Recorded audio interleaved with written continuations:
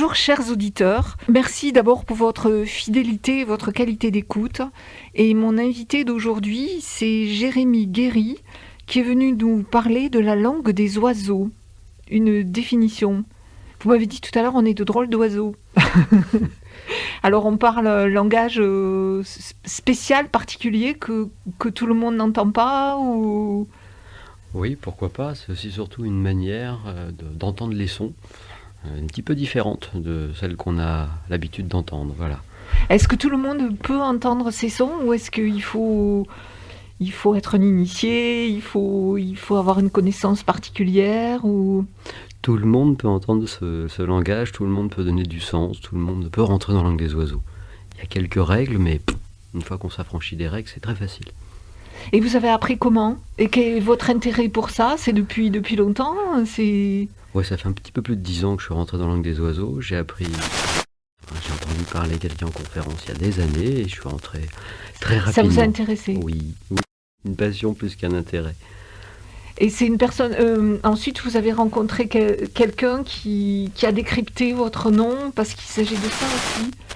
Non, personne n'a décrypté mon nom. Enfin, mais c'est ça. Décrypter, c'est sortir de la crypte. Donc, je n'étais pas dans une crypte. Oui, on peut donner du sens au prénom ou non avec la langue des oiseaux. Non, mais je m'y suis intéressé tout seul. D'abord, je suis passé par qu'est-ce qui existait sur la langue des oiseaux dans ce pays, dans la littérature, quel était un petit peu l'historique. Puis ensuite, je suis rentré vraiment dans la langue des oiseaux, oui. De par la formation que j'ai, je suis rentré beaucoup plus... j'aime pas le mot sérieux parce que je suis pas sérieux, mais à fond, voilà, complètement dedans. Passionné. Passionné. Et votre formation au départ, c'est quoi? Vous êtes un thérapeute? Oui, voilà. C'est votre nom, je sais qu'à chaque fois on vous le dit. Oui. Guéry, voilà. Oui, je suis un thérapeute. Je fais surtout de la formation, donc justement, où j'invite les gens un week-end à se familiariser avec la langue des oiseaux. On travaille beaucoup sur le symbolisme aussi, puis bon, ça c'est la partie qui est plus ludique. Parce qu'après un thérapeute, ça reçoit forcément des gens qui sont pas bien, et qui veulent se donner les moyens de changer, donc, et puis ben voilà, donc ça c'est ce que je fais avec d'autres outils. Mais ça peut être ludique, justement, un changement, les passages, c'est pas forcément dramatique ou douloureux, ou ça peut être... C'est joyeux. Oui. Le rire, non, mais c'est vrai que s'amuser, ça fait partie de la vie, c'est important. Alors justement, il y a des termes qui vont plus révéler ce qui, moi, me plaît. S'amuser, c'est pas jouer. S'amuser, ça veut dire se priver des muses. En français, le A, il a une fonction privative. Donc, bon. Amuser, c'est je me prive de muser. Muser, c'était rentrer en contact avec les muses. Et les muses, c'était, on va dire, les intermédiaires entre Dieu et les hommes, quoi. Les inspiratrices, le souffle. Voilà. Donc, je préfère le terme jouer. Il me plaît beaucoup plus. Comme œuvrer plutôt que travailler. Créer? Créer. C'est un beau mot, ça. Oui, c'est un chouette mot. Et comment on fait c'est-à-dire, quand on vient, on vous parle et puis vous décryptez? Vous décryptez, en fait, je sais pas, vous analysez comment ça se passe? Alors, les gens viennent vous voir pourquoi et pour répondre à quelles questions, et à part la curiosité et le goût de cet art? Il y a beaucoup de gens qui sont curieux, c'est vrai. Puis il y a beaucoup de gens, un petit peu à l'instar des gens qui font de l'astrologie, d'autres qui travaillent en numérologie, qui disent voilà, j'ai un prénom, j'ai un nom, je traverse telle difficulté. Est-ce que mon nom et mon prénom, ça peut m'aider? Peuvent me donner en enquête d'information. Voilà. Et de sens, d'information, et la langue des oiseaux, bien sûr, peut l'aider, puisqu'on va rentrer dans la signification d'un prénom, dans ce que ça peut nous apporter, ça va vraiment nous parler de nous. Le prénom, le nom, et peut-être par rapport aussi les noms qu'on donne dans la famille. Bien sûr. Les noms bien sûr. Qui reviennent, les ancêtres, ou voilà. Les prénoms, les noms, tout ce qui est donné. En fait, un prénom qui est donné, ça traduit plus ou moins consciemment ou inconsciemment l'aspiration des parents, quoi. Le prénom définit un petit peu la personnalité idéale, si tout est possible, de la personne. Donc en donnant un prénom à un enfant, quelque part, c'est comme si on véhiculait, qu'on lui transmettait quelque chose qu'on a ou pas réalisé, et il va ou pas le réaliser. Tous les prénoms. Le nom de famille, c'est un petit peu différent. Et les jeunes parents ont conscience de ça maintenant? Peut-être. Peut-être, ouais. Peut-être qu'ils ont parce qu'il fut un temps où on transmettait les prénoms de génération en génération sans se préoccuper de tout ce que ça véhiculait. Tout à fait. Justement, comme information et comme charge aussi. Tout à fait. Ce qui est magique dans la langue des oiseaux... Charge émotionnelle. Ce qui est vraiment magique, c'est que on pourrait dire que ça s'adresse à la fois au cerveau gauche et au cerveau droit. Il y a toute la partie intuitive, ça va être le cerveau droit. Qu'est-ce que j'entends dans ce prénom, dans ce nom, dans ce mot? Comment ça me fait... qu'est-ce qui se passe en moi, et ensuite il y a le cerveau gauche qui lui va passer par tout un tas de procédés qui sont assez simples à acquérir, hein, pour rentrer dans un nom, pour rentrer dans un mot, pour lui donner du sens. Procédés sur lesquels on peut revenir, hein, c'est simple. Hein. Mais, je sais pas, pour moi, ça me paraît mystérieux. Vous avez un exemple, je sais pas, de quelqu'un Oui. qui est venu vous voir, ou même, ça a commencé par vous-même, non? Qu'est-ce que vous avez appris sur vous grâce à cette langue? Alors, pourquoi déjà on appelle ça langue des oiseaux? Oui, Parce que pour les gens, la langue des oiseaux, c'est le chant des oiseaux, c'est parce que dans toutes les civilisations, l'oiseau, c'était l'intermédiaire entre les dieux et les hommes. d'accord. L'oiseau, c'est Par cette volatile. capacité à voler, à Voilà, monter, à à s'envoler. s'élever. Voilà. Donc ça veut dire que c'est une langue, c'est une façon de rentrer dans le son qui est très subtile, qui est très léger, qui est très volatile, qui est très aérienne, comme un oiseau. Mais on trouve d'autres mots, hein, pour parler de la même chose. Il y a des gens qui vont parler de langue de l'esprit, d'autres de langue verte, Langue des anges. langue des anges, d'Yves Bouteille pour Rabelais, qui a utilisé la langue des oiseaux. Donc c'est pour ça qu'on appelle ça langue des oiseaux. Alors concrètement, ça sert véritablement à, comment dirais-je, c'est un support, on va dire, pour l'intuition et pour rentrer plus en profondeur, hein, dans l'essence du mot. Alors des exemples, oui, il y en a, je peux vous en donner, dans les prénoms, dans les mots. Le jeu de mots, c'est un des procédés pour rentrer dans la langue des oiseaux. Par exemple, vous prenez le verbe jeûner, Ouais, hein, le jeûne. oui. Dans jeûner, qu'est-ce que vous entendez? Je sais pas, la jeunesse, le... Voilà, pourquoi pas. Mais on entend jeûner. Donc peut-être que le processus du jeûne, qui accompagne toutes les traditions, il correspond à une certaine renaissance, à une certaine purification. Dans le verbe faire, par exemple, F-A-I-R-E, on entend aussi le fer, le métal, Ah oui, c'est vrai. F-E-R. Donc si je manque de faire F-E-R, je vais peut-être pas avoir la capacité de faire F-A-I-R-E, je serai anémié. C'est-à-dire qu'un mot va le bouger dans tous les sens, un son va le bouger dans tous les sens. On va jouer avec les anagrammes, on va jouer avec ce que Rabelais appelait le lanternois, on va jouer avec l'euphonie.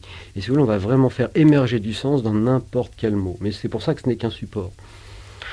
En fait, c'est ce qu'on appelle, c'est la petite musique, notre petite musique personnelle. Oui, on pourrait dire ça. On pourrait Parce que dire ça. au départ, c'est les troubadours qui se sont emparés, ou les musiciens, les poètes, les artistes. Ceux dont on dit qu'ils ont un sixième sens, enfin, une intuition très forte des antennes, des connexions au ciel. Oui. La plus ancienne référence en langue des oiseaux, c'est pas les troubadours, hein, c'est dans la mythologie scandinave. Il y a un héros qui s'appelle Siegfried. Ouais. Quand il tue le dragon dans leur mythologie, il boit son sang. Et là, d'un seul coup, il parle cette langue des oiseaux et il acquiert le don de prophétie, de divination, de justice, etc. Donc c'est une des plus anciennes références. Après, chez nous, dans l'Occident, il y a Rabelais qui va parler de langue des oiseaux. Si vous voulez, on peut travailler sur la langue des oiseaux, on peut jouer, puisque j'aime pas le mot travailler, à tous les niveaux. Hein, ça fait le Oui, lien mais là, entre... ça peut être utile carrément pour quelqu'un. Enfin, Mais bien c'est sûr. pour quelqu'un qui, d'ailleurs, enfin oui, ça peut être utile même tout court. Bon, je vous prends un exemple qui Non, va mais parler. ça a l'air tout léger, tout comme ça. Mais Parce que je pense suis léger, Oui, voilà. mais c'est bien, c'est super agréable. Mais Ça peut être bien plus précis, bien plus lourd. On peut prendre des exemples marrants. Hein. Quand on joue sur le jeu de mots, qu'est-ce que c'est qu'une rage de dents? J'ai mal aux dents, j'ai une rage de dents. C'est bien une rage à l'intérieur, une colère à l'intérieur. J'ai une rage de dents, elle n'est pas dehors, ma colère. Elle est bien à l'intérieur. Et comme j'ai eu des difficultés à l'exprimer, elle va se manifester par une rage de dents, par exemple. On joue sur le mot, la rage de dents. Hein. Vous travaillez avec d'autres thérapeutes ou... Parce Non. que ça peut être... Non, Non, pour l'instant, je travaille seul. Ça fait des années que je travaille seul, ça fait 14 ans. Ça peut intéresser les médecins aussi de... Oh, il y a beaucoup de médecins qui sont déjà sensibilisés à la langue des oiseaux. Oui. Ouais. Mais ça, c'est la branche langue des oiseaux, décodage biologique. Alors oui, je travaille avec, mais sans être malade, sans avoir de problème. Je vous dis, un prénom donne véritablement donne du sens sur ce qu'on est. Si je m'appelle Anne, hein, ça renvoie à un animal. Ça veut dire que j'ai quelque chose à comprendre, peut-être avec le règne animal, avec ma place dans le groupe, avec l'importance d'écouter mon intuition, avec la gestion de ma libido. C'est vraiment propre en plus au symbolisme de l'âne. L'âne, ça représentait les ascètes, hein, notamment chez les chrétiens. Ouais. Donc ça renvoie aussi au symbole, au symbolisme énormément. Ça renvoie au symbolisme. Du coup à l'universel, à l'humain. Uni vers le sel. Humain, avoir des mains, donc faire quelque chose. Tout est dans les mots. Hein. Toujours sur Radio Dialogue dans Maranatha en compagnie de Jérémy Guéry qui est venu nous parler de la langue des oiseaux. Alors j'ai l'impression qu'on en sait un petit peu plus. Mais moi, j'aimerais bien en savoir davantage. Je ne sais pas quelles questions vous posez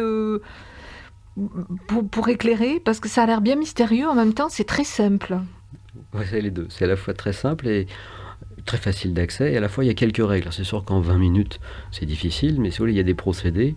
pour rentrer en langue des oiseaux. Le premier, je vous ai dit, c'est le jeu de mots. Oui. Par exemple, j'ai un problème au côlon, je peux me poser la question, juste jouer. Côlon, ça me fait penser au côlon. Mais est-ce qu'on l'entend nous-mêmes ou est-ce qu'il faut l'oreille de quelqu'un? Non. Parce que quelquefois, on ne se rend pas bien compte nous-mêmes de ce qu'on dit, c'est spontané, ça sort. Et c'est l'autre en face qui va peut-être accrocher sur un mot ou... Oui, c'est possible, mais vous pouvez dire à haute voix le côlon. À quoi ça me fait penser le côlon? Celui qui colonise. Peut-être que j'ai l'impression que quelqu'un empiète sur mon territoire si j'ai un problème de côlon. J'ai un problème à la rate, par exemple. Qu'est-ce que j'ai l'impression de rater dans ma vie? Est-ce qu'il n'y a pas un sentiment de dévalorisation derrière? Et une fois qu'on sait ça, qu'est-ce qu'on fait? On est sur la piste de ce qui a déclenché effectivement le problème. C'est pour donner du sens, on est bien d'accord. Oui. Une fois qu'on a c'est compris... pour avancer et pour aller se mettre en chemin vers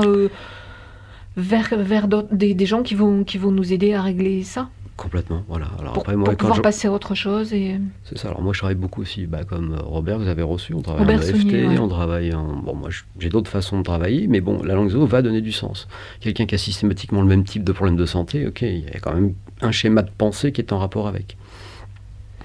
Mais c'est pas forcément des gens qui sont malades qui viennent vous voir, c'est tout un chacun. Tout un chacun, il y a des gens qui sont... Juste la curiosité de savoir... Voilà, il y a des gens qui sont curieux, qui veulent donner du sens à leur prénom, à leur nom de famille. Voilà, je m'appelle comme ça, comment ça s'articule mon prénom avec mon nom? Pourquoi cette année par exemple, cette année, je rencontre tel type de problème avec ma femme, dans le travail, etc. Mais le prénom donne la clé. Non, mais on rencontre aussi quelquefois les mêmes prénoms aussi. On dit, tiens, par exemple, moi, je sais... avec telle personne qui porte ce prénom, j'ai souvent des problèmes où ça va pas. Et du coup, on se fait tout un petit cirque comme ça sur des prénoms. Non, mais c'est vrai. Hein. Et ça veut bien dire quelque chose. Des gens qui nous ont marqués, qui nous ont touchés. Et ça veut bien dire quelque chose. Quand on rentre dans le prénom, quand on rentre dans une des significations du prénom, on va se dire, ok, mais je comprends pourquoi j'ai tel problème avec telle personne, ou pourquoi je rencontre régulièrement cette personne-là ce prénom sur ma route. Ouais. Il y a quelque chose qui est intéressant aussi, c'est de regarder quel est le saint du jour. Je pense qu'on est là 5 quoi aujourd'hui. Chaque nom, chaque prénom, il y a effectivement un sens. Ça veut dire que chaque jour, on attribue un nom de saint, ce qui veut dire qu'il y a une énergie très particulière dans la journée qui va peut-être m'inviter à méditer, qui va peut-être inviter à comprendre quelque chose. Ça aussi, c'est important. Chaque jour, il y a un nom de saint. Mais c'est vrai que les saints aussi, c'est le lien avec le ciel et leur... Tout à fait. et leur présence qu'on ressent à travers leur histoire, ce qu'on sait d'eux. C'est vrai qu'on peut s'intéresser à eux. La façon pour le grand public de commencer à jouer avec langue des oiseaux, c'est le jeu de mots. Voilà, on joue sur les mots et peut-être qu'on va faire émerger du sens de façon différente. Tiens, il y a peut-être un rapport. Les humoristes font ça aussi? Oui, bien sûr. Bien sûr, les mais humoristes. Non, mais c'est vrai. De Vos, on pourrait dire qu'il n'est pas loin de la langue des oiseaux. Oui.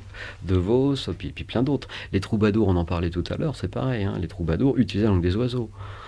Alors, ils parlaient en Languedoc, qui s'y prêtait plus, mais l'art d'enchevêtrer les mots, c'était de la langue des oiseaux. C'est faire passer un message très subtil, la langue des oiseaux. Aujourd'hui, il y a des chanteurs qui font ça? Vous avez repéré ou... Moi, j'ai un prénom qui commence par la lettre J, qui est la seule, quand vous l'écrivez en écriture majuscule, qui est tournée vers le passé. Donc, je ne peux pas être très, très au fait de la musique moderne. En fait, oui, il y a aussi la manière... La manière d'écrire. La langue des oiseaux, c'est la frontière entre la graphologie, la poésie, le décodage biologique, c'est-à-dire donner du sens à une pathologie. On peut faire tellement de choses, et ça ouvre tellement de portes, que c'est vrai que c'est magique, ça c'est clair. Non, puis c'est bien de savoir aussi que les mots... parce qu'il y a des mots qui peuvent blesser, qu'il y a des mots qui peuvent guérir. Tout à fait. Et qu'on porte aussi dans les sons, la guérison, la solution. Le son, la leçon. Le son. Au début était le verbe, au commencement. Dans chaque mot, quand je fait cher. On pourrait faire pratiquement une conférence rien qu'en jouant sur les mots, mais c'est bien pour nous montrer qu'on est dans une langue extrêmement riche, où en fait il y a des clés dans tous les mots. Oui. Et dans vos conférences, vous donnez des... vous répondez aux questions? Non, oui, bien sûr, je réponds aux questions, mais c'est surtout que le pari, c'est en 1 heure, en 50 minutes, déjà que les gens en conférence puissent avoir une idée des procédés qui nous permettent de rentrer dans n'importe quel mot, dans n'importe quel nom. On reprend toujours. Il faut illustrer d'exemples toujours effectivement pour qu'on comprenne. Alors je prends des exemples dans le corps, mais ça parle. Oui, question sur des gens qui donnent un cas concret. Oui, voilà, j'ai mal au cou, j'ai tel prénom. C'est ça. Je m'appelle Marie, c'est un des prénoms qui est le plus donné. Bien sûr que j'ai quelque chose à comprendre avec Marie, mon mari. La façon dont je me lie, dont je me marie. Un prénom composé, Marie-Hélène, comment je me lie au prénom Hélène. Je vous dis, les procédés, ça s'appelle le lanternois, ça s'appelle l'euphonie, ça s'appelle l'art des anagrammes, ça s'appelle, dans un prénom, par exemple, dans l'organe rein, vous avez le mot rien. Qu'est-ce que c'est que le rôle des reins? C'est un filtre. Ok. Ça donne rien, l'anagramme. Qu'est-ce que je veux pas voir si j'ai un problème de rein? Dans Marie, l'anagramme complet, c'est aimer. J'ai quelque chose à comprendre sur l'amour. Dans Pierre, c'est prière. Vous avez des anagrammes qui vous invitent, qui vous donnent un chemin. Vous avez des problèmes, passez par la prière, par une demande. Marie, c'est la façon dont je regarde les choses. Mon regard, d'ailleurs, c'est l'anagramme de Gérard. Comment je pose mon regard sur les autres, sur la vie avec un prénom comme ça. Ça nous est donné, le prénom nous dit, voilà en gros ce que tu es venu faire, ou comment le faire. Vous avez appris tout ça en 10 ans, c'est tout, à peine? Non, moins, ça s'impose Moi, après. je sais. Ah ouais. Ouais. Ça va Parce vite. que quand vous le dites, ça a l'air tellement simple. Mais oui, mais c'est évident, j'avais pas pensé. Oui, mais c'est pas notre tournure d'esprit. Notre tournure d'esprit, elle est figée. La langue des oiseaux, c'est du vivant. En 2 jours, les gens, ils sont autonomes sur un stage. Ils viennent 2 jours, effectivement, ils prennent le prénom. On va dire, ils vont prendre les prénoms de leur clan, leurs problèmes, et ils vont commencer à avoir cette façon de rentrer dans les mots, comme un thème astral. Les stages, c'est sur Aix, Marseille? Oui, moi, Vous mes êtes sur consultations, Aix? je les fais sur Aix-en-Provence, et les stages, je les fais un peu partout en France, mais quand même beaucoup plus dans la région PACA.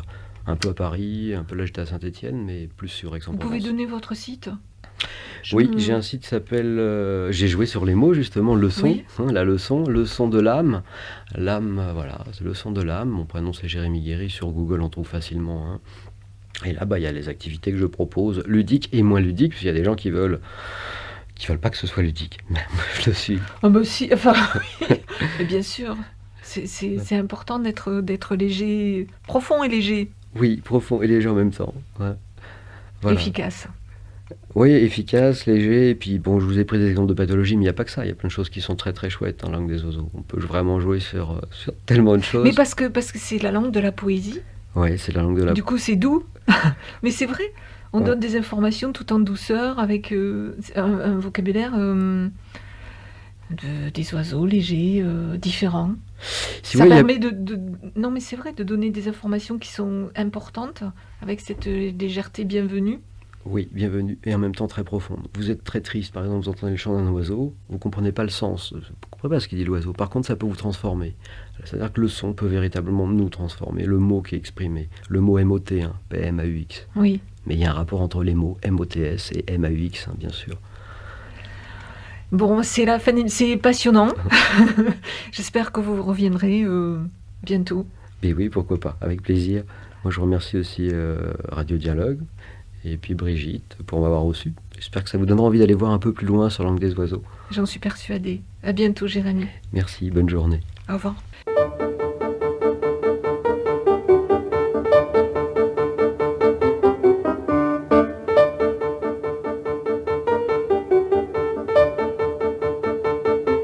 C'était Maranatha, une émission sur la santé de l'âme, du corps et de l'esprit, présentée par Brigitte Rouzière